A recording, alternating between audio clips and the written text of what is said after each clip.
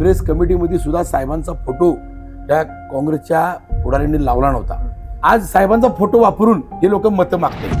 म्हणजे खरोखर लाजिरवाणी गोष्ट आहे. हा मतदारसंघ पूर्वी जसा होता तसा राहिलेला नाही. कारण मतदारसंघाची रचना ही फार विचित्र झालेली आहे. ते PN साहेबांच्या माघारी आमची जबाबदारी सर्वांची म्हणून आम्ही राहुलभाईंच्या मागे ठामपणे उभा राहिलो. एवढी निष्ठा कशी काय साहेब? शेतकऱ्यांना कसा रोजगार मिळेल किंवा त्यांना 4 पैसे घरामध्ये कसे येतील याचा विचार करून साहेबांनी राजकारण केले. साहेबांनी जातीपातीचं राजकारण तर कधीच केलं नाही. PN पाटील साहेबांचं एक आदर्श आमच्या डोळ्यासमोर आहे की साहेबांकडे कुठलाही माणूस गेला तो कुठल्या पक्षाचा आहे किंवा तो कुठल्या गटाचा आहे हे साहेबांनी कधीच बघितलं नाही. माझ्याकडे माणूस एखादा कामाला आला तर मी त्याला कुठल्या पक्षाचा आहे किंवा कुठल्या गटाचा मी कधी विचारत नाही. प्रकाश मुगडे हे लोकांमध्ये राहणारा माणूस आहे, ग्राउंडवरती काम करणारा माणूस आहे, शेतकऱ्यांबरोबर राहणारा माणूस आहे. त्यामुळं शेतकऱ्यांचा आणि इथल्या कामगारांचा आवाज मी 100% उठवायचा मी प्रयत्न करणार. हे शेतकऱ्यांना पण माहिती आहे, कामगारांना पण माहिती आहे. निकाल हा 100% आमचा विजय निश्चित आहे. दर्शको नमस्कार. KK न्यूज मध्ये आपल्या सगळ्यांचं मनापासून स्वागत आहे. आगामी जिल्हा परिषद पंचायत समिती निवडणूक त्या पार्श्वभूमीवरती आज आपण बघायला गेलो तर करवीर तालुक्यामध्ये आहे. करवीर तालुक्यामधील सांगरूळ जिल्हा परिषद मतदारसंघामधील राष्ट्रवादी काँग्रेसच्या अधिकृत उमेदवार रेखाताई प्रकाश मुगडे यांच्यासोबत आज आपण चर्चा करणार आहे, संवाद साधणार आहे आणि त्यांचं जे काही व्हिजन आहे ते जाणून घेण्याचा प्रयत्न करणार आहे. वहिनी साहेब, KK न्यूज मध्ये आपलं स्वागत आहे. नमस्कार. मी रेखाताई प्रकाश मुगडे. आम्ही आमचे दैवत आदरणीय स्वर्गीय आमदार PN पाटील साहेब आणि आमच्या राष्ट्रवादी काँग्रेस पक्षाचे नेते राहुलभाई पाटील साहेब यांच्या मार्गदर्शनाखाली आम्ही राष्ट्रवादी काँग्रेस पक्षातून ही इलेक्शन लढत, सांगरूळ जिल्हा परिषद मतदारसंघातून ही इलेक्शन लढत आहे. कशा पद्धतीचा वहिनी साहेब प्रतिसाद भेटत आहे आपल्याला? प्रतिसाद खूप चांगल्या प्रकारे आम्हाला मिळत आहे. आम्ही या भागात पूर्ण घर टू घर लोकांशी संपर्क साधलेला आहे. 2-3 वेळा आमच्या तिथं त्यांना भेटून झालेला आहे आणि त्यांचा साहेबांच्या बद्दल, मुगडे साहेबांबद्दल खूपच म्हणजे चांगलं त्यांनी काम केलेलं आहे. त्यांच्याबद्दल आम्ही म्हणजे त्यांच्याबद्दल चांगले मतं त्यांनी व्यक्त केलेले आहेत. त्यांना स्वतःहून त्यांनी हे केलेलं आहे की आमचा त्यांना पूर्ण हे आहे आणि आम्ही तुम्हाला आम्ही पाठिंबा देणार आणि साहेबांच्या कामाचं आम्हाला कौतुकच आहे. त्यांनी आमच्याशी संपर्क साधून आमच्या समस्या सगळ्या जाणून घेऊन आमच्या समस्या सोडवण्याचा नेहमीच प्रयत्न केलेला आहे. आणि ह्या फक्त राजकारणाचा दृष्टिकोन म्हणून त्यांनी हा राजकीय हे केलेलं नाही. गेले 7 वर्ष त्यांनी या कामात त्यांनी इथे काम चालू आहे. त्यांनी 7 ते 8 वर्ष संपर्क आहे हे इथं ह्या भागात त्यांनी गेले 7 वर्ष ह्या भागात त्यांनी संपर्क लोकांशी साधलेला आहे. आणि विटाई चंद्राई सामाजिक शैक्षणिक फाउंडेशनच्या वतीने त्यांनी काही उपक्रम राबवलेले आहेत. त्यामध्ये त्यांनी नेत्रदान शिबिर असेल, रक्तदान शिबिर असेल, परत 10वी-12वी विद्यार्थ्यांचे सत्कार समारंभ असतील. त्याचबरोबर त्यांनी पालकांचे आणि शिक्षकांचे सत्कार समारंभ घेतलेले आहेत आणि त्यांना पुढील वाटचालीस प्रोत्साहन दिलेले आहेत विद्यार्थ्यांना. त्याचबरोबर त्यांनी कुस्तीचे मैदाने भरवलेले आहेत, फुटबॉल स्पर्धा घेतलेल्या आहेत. त्याचबरोबर त्यांनी क्रिकेटच्या स्पर्धा घेतलेल्या आहेत. ज्येष्ठ नागरिकांच्या पेन्शनची कामं केलेली आहेत. त्याचबरोबर विधवांच्या पेन्शनची कामं केलेली आहेत. अपंगांना मदती केलेली आहेत. अशी गेलं तर काम भरपूर आहे त्यांची, अशी भरपूर कामं त्यांनी केलेली आहेत. त्याच्यामुळे त्यांना ह्या भागात चांगला प्रतिसाद आहे. एकंदरीत बघायला गेलं तर 4 ते 5 दिवसांवरती निवडणूक आहे. तुमचा काय अभ्यास आहे या मतदारसंघाविषयी? कसं आहे की हा मतदारसंघ जो आहे हा वाड्या वस्तीने विणलेला मतदारसंघ आहे. डोंगराळ भाग आहे आणि ह्या डोंगराळ भागामध्ये तसं पाहिलं तर रोजगार कमी आहे. पूर्वी सांगरूळमध्ये मोठी बाजारपेठ होती आणि सांगरूळमध्ये बाजारपेठ असल्यामुळे त्या ठिकाणी थोडाफार रोजगार उपलब्ध होत असे. परंतु आता मागच्या ह्या 10 वर्षामध्ये सांगरूळमधली संपूर्ण बाजारपेठ ही बीडशेड आणि पलीकडे काळ्यामध्ये गेलेली आहे. त्यामुळं बऱ्याचशा अडचणींना इथल्या शेतकऱ्यांना सामोरे जावं लागतंय. आज तसं पाहिलं तर वाड्या वस्त्यावरची लोक तशी बरीचशी शिक्षणापासून पण वंचित आहेत आणि नोकऱ्या नसल्यामुळं मोलमजुरी करून खाणारी सर्व कुटुंब आहेत. त्यासाठी ह्या लोकांना कुठेतरी आपल्याला मुख्य प्रवाहात आणण्यासाठी राष्ट्रवादी काँग्रेस पार्टीचे आमचे नेते आदरणीय राहुलभाई पाटील यांच्या मार्गदर्शनाखाली या लोकांना कुठेतरी आपण मुख्य प्रवाहात आणण्यासाठी आपण पुढच्या काळात प्रयत्न करणार आहोत. कसा प्रतिसाद तुम्हाला कसा भेटत आहे? अतिशय चांगला प्रतिसाद आहे. मागच्या 10-12 वर्षापासून मी ह्या भागात काम करतोय. हा मतदारसंघ पूर्वी जसा होता तसा राहिलेला नाही, कारण मतदारसंघाची रचना ही फार विचित्र झालेली आहे. नदीच्या पलीकडं भामटे आणि चिचवडे, अलीकडं सांगरुळ, खाटांगळे, पासार्डे, पाचट्टेवाडी, आरडेवाडी, उपवडे, नावेजीवाडी, पेंढुरकरवाडी, दुर्गुळवाडी, स्वयंभूवाडी, 2 धनगरवाडी, कारंडेवाडी, शिपगरवाडी, बोलोली, विठलायवाडी, आमशी, वाघोबाची वाडी, मारुळ, भैरेश्वर, गणेशवाडी, दोंडेवाडी, केकतवाडी, तेरसवाडी, मांढर, चापोडी आणि वरचा जो भाग आहे पलीकडचा तो पूर्वी त्या मतदारसंघात होता. जो नवीन पाडळी मतदारसंघ निर्माण झालाय, हे पाडळीचा मतदारसंघ फोडून तो पलीकडचा जो मतदारसंघ आहे त्या पलीकडच्या मतदारसंघातली चापोडी, मांढर, तेरसवाडी, भोगमवाडी, कदमवाडी आणि मल्लवाडी हा बेरकळवाडी, दोनवाडी हा जो भाग घेण्यात आलाय. त्यामुळे ह्या मतदारसंघातून मग इकडून तिकडे संपर्क करायचं खूपच अवघड होतं. परंतु मी गेल्या 6 महिन्यामध्ये त्या भागात सुद्धा चांगला संपर्क केला आणि त्या भागातून सुद्धा मला चांगला रिस्पॉन्स आहे. कारण की मी गेले वर्षभर, मी गेले 3-4 वर्ष राबतोय, लोकांशी संपर्क करतोय, कोणाच्या काय अडीअडचणी असतील ते सोडवण्याचा प्रयत्न करतोय. मग ते हॉस्पिटलमधले काय अडचणी असतील, कुणाच्या तहसीलदार कार्यालयामधले काही अडचणी असतील, कोणाच्या पोलीस स्टेशनमधल्या काही अडचणी असतील, कुणाचा रोजगाराचा काही प्रश्न असेल, तर त्यासाठी मी कायम धडपडत असतो. त्यामुळे लोकांचा प्रचंड उत्स्फूर्त प्रतिसाद आहे. ज्या गावात जाईल त्या गावातनं आम्हाला भरपूर चांगला लोकांचा प्रतिसाद मिळतो. कसा म्हणजे खरं बघायला गेलं तर एवढ्या आता तुम्ही ह्या वाड्या वस्त्यांच्या वरती फिरलाय, त्याच्यामुळे तुम्हाला त्या सगळ्या गोष्टी माहिती आहेत. इथल्या काय हो लोकांच्या प्रमुख अपेक्षा काय आहेत? काय काय कामं तुम्ही म्हणजे जिल्हा परिषद सदस्य झाल्यानंतर इथं प्रामुख्यानं करणार आहात? गरजा ओळखून कसं आहे आता की ह्या भागामध्ये सगळ्यात मोठा प्रश्न जो आहे तो पाण्याचा प्रश्न आहे. पूर्वी 20 वर्षापूर्वी जर बघितलं तर आम्ही लहान असताना साधारणतः 25-30 वर्षापूर्वी इथं पाण्याचा खूप मोठा प्रश्न होता. पाणी पावसाळ्यातच फक्त हरवळीला यायचं. म्हणजे नदीच्या खालचा भाग म्हणजे हरवळ, बरोबर, म्हणजे नदीच्या अगोदर हरवळीच्या अगोदर ओढा. तर ह्या हरवळीला पाणी फक्त पावसाळ्यात असायचं. आदरणीय बोंद्रे दादांच्या आशीर्वादानं उपवडे डॅम झाला आणि उपवडेच्या डॅम झाल्यामुळं आमदार पी.एन. पाटील साहेबांनी सुद्धा त्या ठिकाणी बरीच कामं चांगली केली आणि त्या माध्यमातून दर महिन्याला किंवा 15 दिवसाला पाणी येतं. परंतु ते पाणी आम्हाला आमच्या पूर्ण 12 वाड्या, आमशी, पासार्डे आणि खाटांगळे आणि मारुळ ह्या गावांना ते पाणी पुरत नाही. बरोबर. गेल्या 25-30 वर्षापासून त्या डॅम मधला गाळ काढलेला नाहीये आणि तो गाळ जवळजवळ नाही म्हटलं तर 30% गाळ त्या डॅम मध्ये साचलेला आहे. हे डॅम मधला गाळ काढण्यासाठी मी सरकार दरबारी 100% मी प्रयत्न करणार आणि जर सरकारी दरबारी प्रयत्न करून कुठल्या तरी फंडातनं किंवा लोकवर्गणीतनं का व्हायना तो गाळ काढायचा प्रयत्न करून लोकांचा पाणी प्रश्न हा 100% सोडवण्याचा मी प्रयत्न करणार आहे. म्हणजे प्रमुख जर का बघितलं तर इथं पाणी प्रश्न आहे. पाणी प्रश्नासोबत अजून काय साहेब प्रश्न येतो पेंडिंग? अजून कसं आहे की आमच्या इथं 2 देवस्थानं चांगली आहेत, 3 देवस्थानं चांगली आहेत. एक म्हणजे खाटांगळीची विठलाई, दुसरं म्हणजे स्वयंभूवाडीचं स्वयंभू देवस्थान, तिसरं म्हणजे भैरेश्वरचा भैरोबा आणि सांगरुळचा आमचा ज्योतिबा. तर ही जी देवस्थान आहेत तसं पाहिलं तर ह्या संपूर्ण कोल्हापूर जिल्ह्यातच नाही तर बाहेरच्या जिल्ह्यातनं सुद्धा या ठिकाणी पर्यटक येत असतात. महादेवाचा डोंगर असेल तर ही देवस्थानं जी आहेत ही तशी नावाजलेली देवस्थान आहेत आणि लोकांचा ओढा ह्या भागात आहे. परंतु रोडची अटॅचमेंट नसल्यामुळं ह्या भागाला तसा उठाव मिळत नाही. मग आता ह्या आमची पासार्डेच्या वरच्या बाजूला जी पाचाकटेवाडी आहे त्या पाचाकटेवाडीपासून पलीकडच्या खोरीमध्ये जाण्यासाठी एक वेतवडे नावाचं गाव आहे. त्या वेतवडेतून ही खोरी आमची जोडली गेली पाहिजे. कारण ती खोरी जर जोडली तर त्या भागातली सुद्धा लोक लांबून प्रवास न करता जवळच्या जवळ ही बाकीची देवस्थानं आमची करू शकतात. दुसरी गोष्ट पलीकडे मासुर्ली खोरी आहे. हम्म. मासुर्ली खोरी आहे.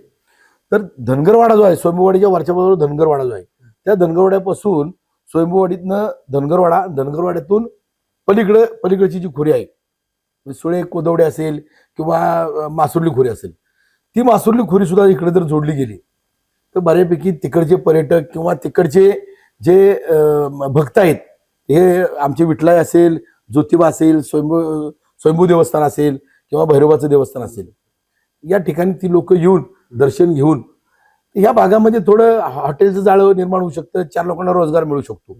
तर ते जाळं विणायचा 100% आम्ही या ठिकाणी प्रयत्न करू. वहिनी साहेब, तुम्हाला मी विचारतो की महिलांच्यासाठी इथं रोजगाराची कोणतीही साधनं नाही आहेत, मात्र शेतीवरती पूर्णपणे सगळे उपजीविका त्यांची सुरू आहे. बरोबर. मग तुम्ही जिल्हा परिषद सदस्य झाल्यानंतर तुमच्या डोक्यात काय आहे महिलांना धरून, की रोजगारासाठी म्हणा किंवा त्यांच्या कामासाठी म्हणा? महिलांना बचत गटामार्फत काही आम्ही त्यांना रोजगार वगैरे उपलब्ध करून देण्याचा आम्ही नक्कीच प्रयत्न करू. काही कामं, काही घर बसल्या कामं त्यांना आम्ही मिळवून देण्याचा प्रयत्न करू.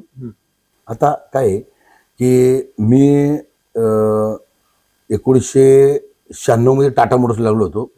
1997 साली मी टाटा मोटर्सला तिथं युनियनचा प्रतिनिधी मधून निवडून आलो. सलग 5 वेळा मी त्या ठिकाणी निवडून आलोय.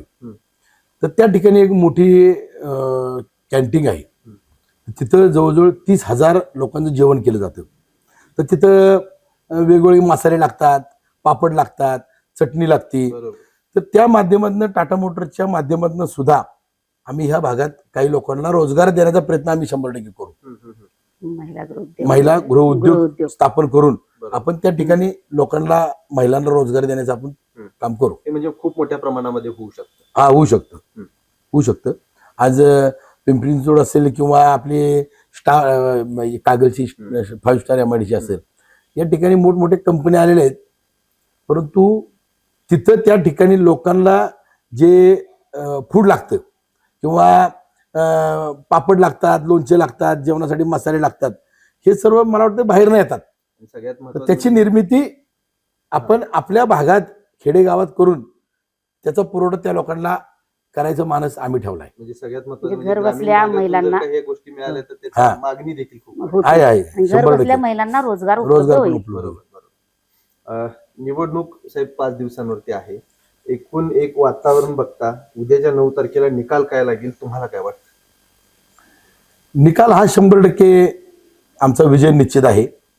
कारण गेल्या 10 वर्षापासून आम्ही या ठिकाणी कष्ट करतोय, फिरतोय, समाजामध्ये वावरतोय. या ठिकाणी गणेशोत्सवाची मंडळ असतील किंवा दिवाळीमध्ये आम्ही वेगवेगळ्या समाजामध्ये जाऊन त्यांच्याबरोबर आम्ही आनंद व्यक्त केला किंवा दिवाळी साजरी करतो. वेगवेगळ्या स्पर्धा भरून गेल्या 5-6 वर्षामध्ये आम्ही गुणगौरव समारंभ केले. विद्यार्थ्यांशी संपर्क साधला. विद्यार्थ्यांचे संपर्क साधत असताना त्यांच्या शिक्षकांबरोबर सुद्धा आमचा संपर्क झाला. म्हणजे खेळाडू असतील, क्रिकेटच्या स्पर्धा असतील किंवा फुटबॉल स्पर्धा असतील, कुस्तीची मैदान असतील, वेगवेगळ्या माध्यमातून आम्ही लोकांच्या जवळ जाण्याचा प्रयत्न केलाय. त्यामुळे लोकांना माहिती आहे किंवा प्रकाश मुगडे हे लोकांमध्ये राहणारा माणूस आहे, ग्राउंडवरती काम करणारा माणूस आहे, शेतकऱ्यांबरोबर राहणारा माणूस आहे. त्यामुळं शेतकऱ्यांचा आणि इथल्या कामगारांचा आवाज मी 100% उठवायचा मी प्रयत्न करणार. हे शेतकऱ्यांना पण माहिती आहे, कामगारांना पण माहिती आहे. गेल्या मागच्या 17-18 वर्ष मी टाटा मोटर्सचं कामगारांचं नेतृत्व केल्यामुळं मला कामगारांचं आणि शेतकऱ्यांच्या प्रश्नाची चांगली जाण असल्यामुळं हे लोकांना चांगलं माहिती आहे. त्यामुळे लोक आम्हाला 100% विजय करतील याची आम्हाला खात्री आहे. आदरणीय PN पाटील साहेब असताना सुद्धा तुम्ही त्यांच्या गटात होतात, त्यांचं इथलं नेतृत्व बघत होतात. साहेबांच्या जाण्यानंतर राहुल पाटील भैयांच्या माघारी त्यांचे ढाल बनून तुम्ही इथलं नेतृत्व करताय, त्यांना बळ देताय, निष्ठावंत म्हणून तुमची ओळख आहे. एवढी निष्ठा कशी काय साहेब? कसं आहे की PN पाटील साहेबांचा एक आदर्श आमच्या डोळ्यासमोर आहे की साहेबांकडे कुठलाही माणूस गेला की तो कुठल्या पक्षाचा आहे किंवा तो कुठल्या गटाचा आहे हे साहेबांनी कधीच बघितलं नाही. हे आमच्या ओरिजिनल इथं येतं. साहेबांच्या गॅरेजवर गेलं किंवा बोंद्रे बँकेत गेलं की एखादा साहेबांकडे काम एखादं सांगितलं, म्हणजे कलेक्टर ऑफिसला असू दे, तहसीलदार ऑफिसला असू दे, की साहेब पहिलं त्या शेतकऱ्याला किंवा कामगाराला हे विचारतात की तुझं गाव कुठलं आणि काम काय आहे, तुझा पक्ष आणि तू कुठल्या गटाचा हे साहेबांनी कधीच विचारलं नाही. त्यामुळे साहेबांचं जे नेतृत्व साहेबांनी केलं की कुठल्या गटातटाचा विचार न करता, पक्षाचा विचार न करता, गोरगरीब शेतकऱ्यांना, गोरगरीब कामगारांना, गोरगरीब व्यापाऱ्यांना कसा न्याय देता येईल, त्यांच्या पावला पाऊल ठेवून राहुलभाई आज ह्या जिल्ह्यामध्ये नेतृत्व करतायत. आणि त्यांच्या पाठीमागे आम्ही खंबीरपणे उभे राहून त्यांच्या नेतृत्वाखाली आम्ही काम करणार आहोत. काय वाटते तुम्हाला PN पाटील साहेबांच्या विषयी? नाही, PN पाटील साहेबांनी बघा, आज PN पाटील साहेब मागच्या तुम्ही बघितलं 40 वर्षामध्ये PN साहेबांनी कशा पद्धतीने काम केले. बोंद्रे दादा बँक असेल, निवृत्ती संघ असेल, राजीवजी गांधी सूतगिरण असेल, अशा वेगवेगळ्या संस्था, मला वाटतं हजारो संस्था साहेबांनी स्थापन केल्या. शेतकऱ्यांना विविध सोसायट्या स्थापन करून दिल्या, दूध संस्था स्थापन करून दिल्या.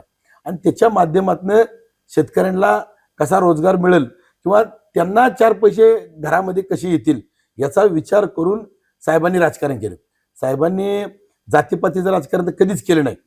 तर साहेबांच्या माघारी बघा, तुम्ही कुठल्याही भागात जावा, त्यांच्या मागे सर्व समाज आणि सर्व जाती धर्माची माणसं आहेत. त्यामुळं PN साहेबांचा हा आदर्श जिल्ह्यामध्ये कुणीच देऊ शकत नाही. आज तुम्ही बघा की PN साहेबांच्या माघारी आमची जबाबदारी सर्वांची म्हणून आम्ही राहुलभाईंच्या मागे ठामपणे उभा राहिलो. परंतु राहुलभाई या विधानसभेच्या निवडणुकीमध्ये केवळ 1000 ते 1200-1500 मतांनी पराभूत झाले. परंतु तशी परिस्थिती आज नाहीये. तुम्ही बघा, आज साहेबांच्या माघारी आमची जबाबदारी म्हणून सर्व जनता काँग्रेसमध्ये असताना आणि नसताना, साहेब ज्यावेळेस जिवंत असताना किंवा साहेब हयातीमध्ये असताना काँग्रेस कमिटीमध्ये सुद्धा साहेबांचा फोटो त्या काँग्रेसच्या पुढाऱ्यांनी लावला नव्हता. परंतु आज तुम्ही बघा की आज संपूर्ण जिल्ह्यामध्ये सर्वात जास्त बऱ्याचशा पक्षांच्या पोस्टरवरती किंवा फ्लेक्सवरती साहेबांचा फोटो झळकतोय. आज आमच्या ह्या तालुक्यामध्ये सुद्धा, ह्या मतदारसंघात सुद्धा काँग्रेसचे उमेदवार आहेत, काँग्रेसच्या नेतृत्वाखाली ते उमेदवार आहेत, काम करतायत. परंतु त्यांच्या पोस्टरवरती साहेबांचा फोटो आहे.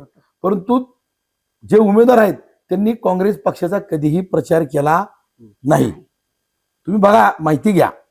पण आज साहेबांचा फोटो वापरून हे लोक मतं मागतायत. म्हणजे खरोखर लाजिरवाणी गोष्ट आहे की साहेबांच्या हयातीमध्ये यांनी कधी फोटो टाकला नाही, पण आज मात्र निवडणुकीला हे लोक मतं मागण्यासाठी साहेबांच्या फोटोचा वापर करतायत. आणि राहुल भैयांना डॅमेज करण्यासाठी हा सर्व प्रयत्न चालू आहे त्यांचा. नाही, ह्या सगळ्या गोष्टी आल्या राजकारणाच्या. एका बाजूला आपण म्हणतोय की राजकारण म्हटल्यावरती काही गोष्टी बरोबर वाटतात, काही गोष्टी चुकीच्या वाटतात, ह्या सगळ्या गोष्टी मान्य आहेत. पण साहेब, काम म्हणून किंवा माणूस म्हणून ज्या वेळेला एखादा माणूस विचार करतो त्यावेळेला तो काम करणाऱ्या माणसाला मतदान करतो किंवा काम करणाऱ्या माणसाला पुढे गेला पाहिजे ही एक भावना ठेवतो, धारणा ठेवतो. मग अशा पद्धतीनं काम करणारा माणूस म्हणून तुमची या भागामध्ये ओळख आहे. ही ओळख काय काल आज उद्या निर्माण झालेली नाही. कितीतरी वर्ष ह्याच्या मागे तुमचं ते कष्ट आहे. आणि ही कामाची ओळख मिळवण्यासाठी तुमच्या कामाची नेमकी पद्धत कशी असते? कसं आहे बघा, आता पूर्वीपासून मी सुद्धा आहे ना, म्हणजे ज्या पद्धतीने PN पाटील साहेबांचं काम होतं त्या पद्धतीनं मी काम करतोय. मी कधीही माझ्याकडे माणूस एखादा कामाला आला तर मी त्याला कुठल्या पक्षाचा आहे किंवा कुठल्या गटाचा मी कधी विचारत नाही. टाटा मोटर्स मध्ये सुद्धा मी असताना आपल्या ह्या मतदारसंघातली नाही म्हणजे तर 400-500 मुलं मी टाटा मोटर्सला पुण्यामध्ये लावली, वेगवेगळ्या कंपनीत लावली. मग आता त्यावेळेस काय मला आमच्या भागातल्या लोकांनी निवडून दिलं नव्हतं, मला टाटा मोटरच्या कामगारांनी निवडून दिलं होतं. तरी पण मी माझ्या कुठेतरी माझी जबाबदारी आहे, बाबा माझ्या भागाचा विकास झाला पाहिजे, माझ्या भागातल्या लोकांना रोजगार मिळाला पाहिजे. त्या भावनेनं मी पूर्वी 2000 पासून मी ह्या भागाशी अटॅचमेंट झाली. मी पूर्वी गावाकडे यायचो, एक 2002, 3, 4, 5, 6, 7 पर्यंत पूर्ण मी ना पुण्यात असायचो. 2007 पासून माझी गावाकडची अटॅचमेंट वाढली. गावाकडे आलो की माझ्या घरात पूर्ण अशी बैठक बसली अशी सगळ्यांची. मी 10वी पास आहे, मी ITI केलाय, मी डिप्लोमा केलाय, मी इंजिनियर आहे. जॉबसाठी माझ्याकडे लोक यायची आणि मी त्यांच्यासाठी मी 100% टाटा मोटर्समध्ये नाही तर महिंद्रामध्ये कर, महिंद्रामध्ये नाही जनरल मोटर्समध्ये कर, जनरल मोटर्समध्ये नाही ओक्सवॅगनला कर, अशा वेगवेगळ्या कंपन्यांमध्ये आम्ही प्रतिनिधित्व केल्यामुळं तिथं प्रत्येकाला रोजगार देण्यासाठी मी प्रयत्न केलाय. आणि माझ्याकडे येणारा माणूस हा कुठल्या पक्षाचा आहे मी कधीच बघितलं नाही. म्हणजे जसं PN साहेबांचं काम होतं त्या पद्धतीचं काम आपण केलंय. म्हणूनच आज या ठिकाणी आमच्या गावात सुद्धा जर तुम्ही बघितलं आज 2200 आमच्याकडे आज 2200 मतं आहेत बरोबर आमच्या खटाणे गावात. बरोबर. सांगरूळ सारख्या ठिकाणी 7,500 मतं आहेत. भैरवेश्वर सारख्या ठिकाणी 3,000 मतं आहेत. परंतु राष्ट्रवादी काँग्रेस पक्षाच्या सर्व नेत्यांनी व विशेष करून राहुल भैया आणि राजेश दादा या दोन भावांनी माझी निवड केली.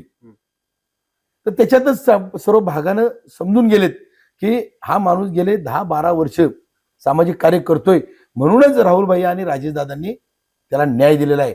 आणि आज त्याला न्याय दिलाय ते एखाद्या बारक्या गावाला हे पक्षाने जेव्हा जबाबदारी दिलेली आहे की बाबा तुम्हाला आम्ही एक संधी देतो, तर ह्याची जाण सर्वांना आहे. सांगरुळकरांना पण आहे, खाटांगळेकरांना पण आहे आणि आमच्या पूर्ण 12 वाड्या आहेत. सर्वांना जाण आहे की छोट्याच्या गावामध्ये प्रतिनिधित्व करण्यासाठी राहुल भाईंनी जबाबदारी टाकली. त्यामुळे संपूर्ण भागातील आमची लोक सर्वांचा पाठिंबा या ठिकाणी मला मिळत आहे.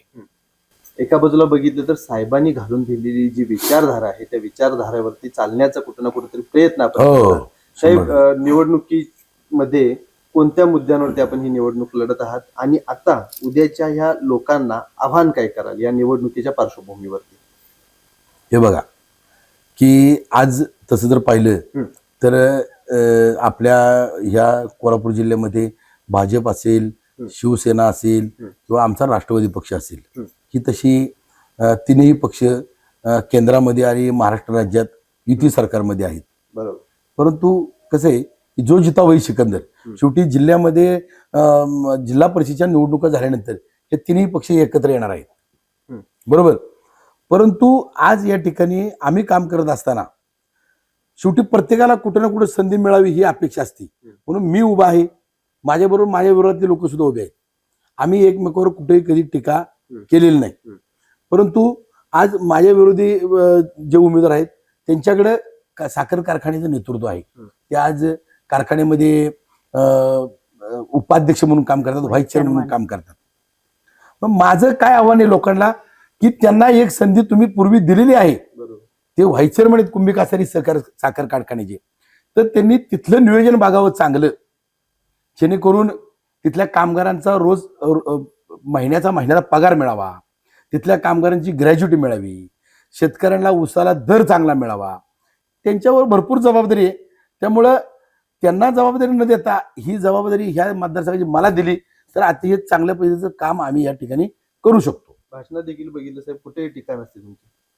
नाही, टीका काय करून कसं आहे, मला असं म्हणायचं आहे कुठल्याही पक्षाचे असू दे, उमेदवारांनी एकमेकावर टीका करण्यापेक्षा आपण कामं काय करणार आहे, आपल्या भागाचा विकास कसा करायचा ह्याच्यावर भर दिला पाहिजे. बरोबर. एकंदरीत आव्हान हेच राहील आपल्या लोकांना. खरं बघायला गेलं तर केके न्यूज चॅनेलच्या माध्यमातून आज आपण प्रकाश मोगडे दादा असतील, वहिनी असतील यांच्यासोबत संवाद साधला. त्यांचं जे काही व्हिजन आहे मतदारसंघाला धरून काय नियोजन आहे, खरं बघायला गेलं तर दादांनी एक मगापाशी प्रश्न मांडला की मेन जो इथला प्रश्न आहे तो म्हणजे पाण्याचा प्रश्न. आणि प्रचार शुभारंभाच्या दिवशीच आदरणीय हसन मुश्रीफ साहेबांनी देखील तुम्हाला शब्द दिलेला आहे की तो गाळ काढण्याचं काम आहे ते मी शब्द देतो, अशा पद्धतीचा एक शब्द दिलेला आहे. आणि काम खूप चांगलं आहे या व्यक्तीचं. आणि हे व्यक्तिमत्व काय आहे, कशा पद्धतीने यांचं काम आहे किंवा यांचं व्हिजन काय आहे ते आपण केके न्यूज चॅनेलच्या माध्यमातून जाणून घेण्याचा प्रयत्न केला. तुर्तास तरी या व्हिडिओसह या मुलाखतीसह मी इथं थांबतो. तुम्हाला हा व्हिडिओ कशा पद्धतीने वाटला आम्हाला कमेंट करून जरूर कळवा. केके न्यूज चॅनेलसाठी कॅमेरामन सचिन वरेकर यांच्यासह मी अभिजित. धन्यवाद.